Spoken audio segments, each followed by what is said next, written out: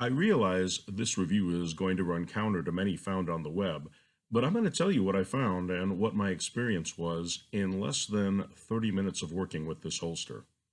First and foremost, the quality of construction of the shell, the backing, and the adjustable screw components is cheap, flimsy, or difficult to work with.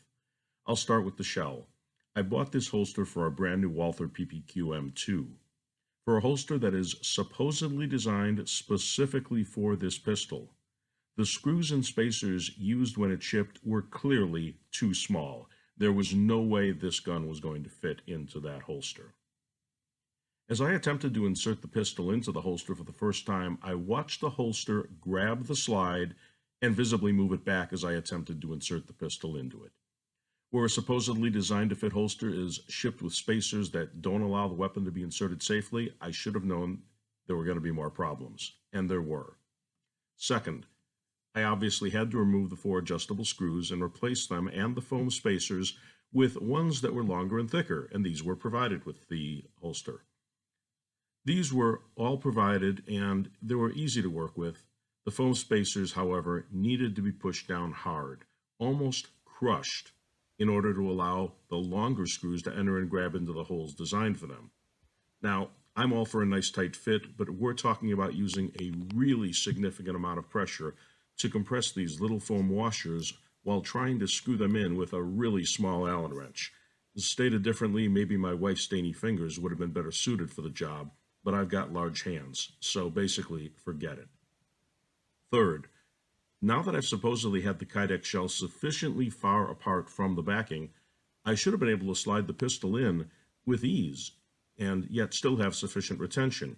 Indeed, I was able to do so. There was only one problem. The inside of the Kydex shell was clearly not finished and had a rough and somewhat sharp edge, so that my first attempt to insert a new pistol resulted in a nice scratch along the side. Nothing that couldn't be rubbed out with some elbow grease, but give me a break. Talk about cheap manufacturing or poor quality control. And speaking of poor quality control, the backing that presses against your body, it kind of feels like neoprene, was visibly poorly cut, not cut to the same roundness and to the same size, and it stuck out over the edge of the inner backing. It's probably not a big issue, but it's another example of cheaper construction that comes with likely mass production. Finally, there's the metal belt clips.